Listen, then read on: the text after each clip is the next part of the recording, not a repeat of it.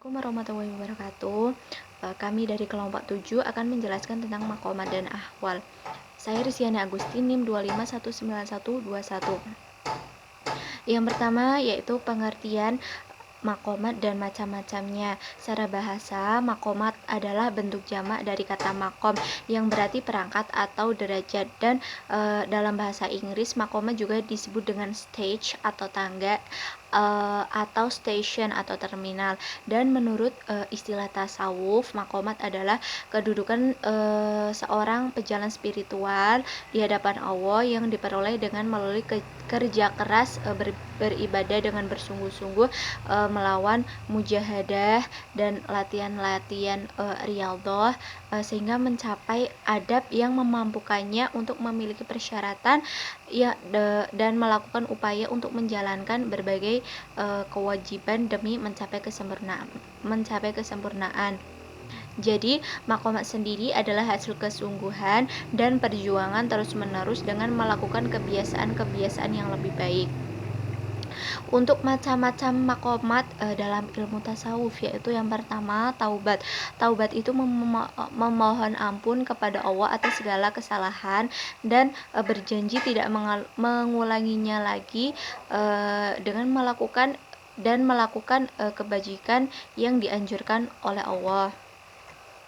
Yang kedua yaitu zuhud. Zuhud yaitu suatu sikap melepaskan diri dari ketergantungan terhadap duniawi dengan mengutamakan ukhrawi. Yang ketiga yaitu sabar. Sabar secara bahasa berarti tabah hati, dan secara istilah sabar adalah suatu keadaan jiwa yang kokoh, stabil, konsekuen dalam pendirian. Yang keempat yaitu warok. Warok secara harfiah berarti soleh dan menjauhkan diri dari perbuatan dosa atau maksiat. Dan menurut pandangan sufi, warok adalah meninggalkan segala sesuatu yang tidak jelas hukumnya, baik yang menyangkut pakaian, makanan maupun persoalan lainnya. Yang kelima yaitu fakr adalah tidak menuntut banyak dan merasa cukup dengan apa yang telah diterima dan dianugerahi oleh Allah, sehingga tidak mengharapkan atau meminta sesuatu yang bukan haknya. Assalamualaikum warahmatullahi wabarakatuh. Saya Afni Mifrahatul Fitrah, NIM 2519123. Di sini saya akan melanjutkan keterangan maqamah yang keenam, yaitu tawakal. Tawakal menurut bahasa artinya menyerahkan diri. Tawakal secara istilah artinya keteguhan hati dalam menggantungkan diri hanya kepada Allah Subhanahu wa taala. Menurut para ulama, tawakal ialah pasrah sepenuhnya pada Allah atas segala yang dikehendakinya. Tawakal tidak hanya pasrah begitu saja, tapi juga tetap usaha dan ikhtiar, proses dan tekad yang bulat, dan tidak gampang menyerah. Tanda-tanda orang yang tawakal yaitu diantaranya: 1. Menjalankan ibadah dengan ikhlas. Jadi, orang yang tawakal ia akan menjalani aktivitas ibadahnya dengan ikhlas hanya karena Allah, bukan karena orang lain atau terpaksa. Yang kedua, keterkaitan hati dengan aturan Allah. Jadi hatinya benar-benar terpaut dengan Allah. Yang ketiga, rasa tenang terhadap qada dan qadar Allah. Yang keempat, qanaah dengan kecukupan yang diberikan Allah, artinya menerima dengan senang hati atas segala sesuatu yang dianugerahi oleh Allah Subhanahu wa taala. Maqamah yang ketujuh yaitu ridho. Ridho secara bahasa artinya rela. Secara umum, ridho artinya menerima dengan rasa puas terhadap apa yang diberikan oleh Allah Subhanahu wa taala. Maqamah yang ke-8 yaitu mahabbah. Mahabbah berasal dari kata ahabba yuhibbu mahabbah, yang artinya mencintai dengan secara mendalam. Mahabbah adalah cinta abadi kepada Allah melebihi cinta kepada siapapun dan apapun. Maqamah yang ke-9 yaitu ma'rifah. Ma'rifah berasal dari kata arafa ya'rafu irfanan ma'rifah yang artinya pengetahuan dan pengalaman. Dan menurut para ulama, ma'rifat adalah kemampuan seorang sufi untuk mengenal Allah, sifat-sifatnya yang membenarkan Allah dengan keyakinan dan iman yang sejati. Maqamah yang ke-10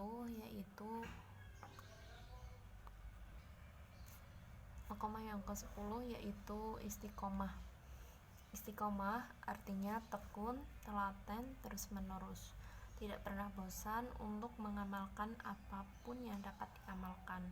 Sekian dari saya, terima kasih. Wassalamualaikum warahmatullahi wabarakatuh. Selanjutnya kita beralih ke materi yang kedua yaitu ahwal. Ahwal adalah bentuk jamak dari hal yang berarti sifat dan keadaan sesuatu. Hal adalah kedudukan atau situasi kejiwaan yang dianugerahkan Allah Subhanahu wa Ta'ala kepada hambanya. Selanjutnya, macam-macam ahwal juga terdapat banyak macamnya. Yang pertama ada mawas diri atau muhasabah dan waspada atau muraqabah. Nah, mawas dan waspada merupakan dua hal yang berkaitan dengan erat. Waspada dan mawas diri merupakan dua sisi tugas yang sama dalam menundukkan perasaan jasmani yang berupa kombinasi dari pembawaan nafsu dan amarah. Nah, waspada sendiri diartikan meyakini bahwa Allah mengetahui segala pikiran, perbuatan, dan lain-lain dari hambanya, yang membuat hambanya itu takut untuk berbuat hal yang dilarangnya, sehingga membuat hambanya itu untuk selalu tunduk kepada Allah Subhanahu wa Ta'ala.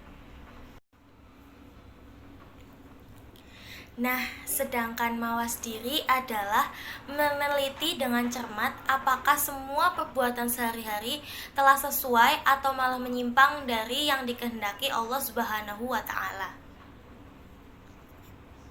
Selanjutnya adalah hub atau cinta. Cinta merupakan pijakan bagi kemuliaan hal, seperti halnya dengan tobat. Nah, hub sendiri adalah kecenderungan hati untuk memerhatikan keindahan atau kecantikan. Nah, yang ketiga adalah berharap dan takut atau raja dan khauf. Nah, berharap dan takut itu berjalan seimbang dan saling mempengaruhi. Raja adalah perasaan hati yang senang karena menantikan sesuatu yang diinginkan dan disenangi. Raja menuntut 3 perkara, yaitu 1. Cinta pada apa yang diharapkan. 2. Takut harapannya itu hilang. 3. Berusaha untuk mencapainya. Sementara khauf merupakan cambuk yang digunakan Allah Subhanahu wa Ta'ala untuk mengiring hambanya menuju ilmu dan amal supaya hambanya dekat dengan Allah Subhanahu wa Ta'ala. Khauf adalah kesakitan hati karena membayangkan sesuatu yang ditakuti yang akan menimpa diri pada masa depan. Nah, khauf itu juga dapat mencegah hambanya berbuat maksiat dan mendorongnya untuk senantiasa berada dalam ketaatan kepada Allah Subhanahu wa Ta'ala. Saya Sofa Itakila akan menjelaskan beberapa macam-macam ahwal lagi, yaitu rasa rindu atau syauq. Nah, selama masih ada cinta, syauq itu diperlukan. Nah, sebenarnya apa itu syauq? Syauq itu adalah kerinduan ingin segera bertemu dengan Allah. Dalam lubuk jiwa, rasa rindu hidup dengan subur, yakni rindu ingin bertemu dengan Tuhan. Nah, salah satu bukti dari rasa rindu itu ada yang mengatakan bahwa itu adalah sebuah kematian. Nah, Kemudian kematian di sini tidak dikatakan sebagai hal yang menakutkan. Justru yang lebih menakutkan itu adalah lupa kepada Allah. Bagi sufi yang rindu kepada Tuhan, kematian dapat berarti bertemu dengan Tuhan. Sebab hidup merintangi pertemuan abid dengan makbudnya. Kemudian menurut Imam Al-Ghazali, kerinduan kepada Allah dapat dijelaskan melalui penjelasan tentang keberadaan cinta kepadanya. Pada saat tidak ada, setiap yang dicintai pasti dirindukan oleh orang yang mencintainya. Begitu hadir di hadapannya, ia sudah tidak dirindukan lagi. Kerinduan berarti menanti sesuatu yang tidak ada. Bila yang dinanti sudah tidak ada, maka ia tidak akan dinanti lagi. Kemudian yang berikutnya adalah intim atau uns. Intim adalah merasa selalu berteman dan tidak ada yang namanya rasa sepi. Sifat ini banyak dimiliki oleh para sufi. Kemudian ada satu ungkapan yang melukiskan dari sifat intim atau uns itu, yaitu ada orang yang merasa sepi dalam keramaian. Ia adalah orang yang selalu memikirkan kekasihnya sebab dimabuk cinta, seperti halnya sepasang muda-mudi. Ada pula orang yang merasa bising dalam kesepian.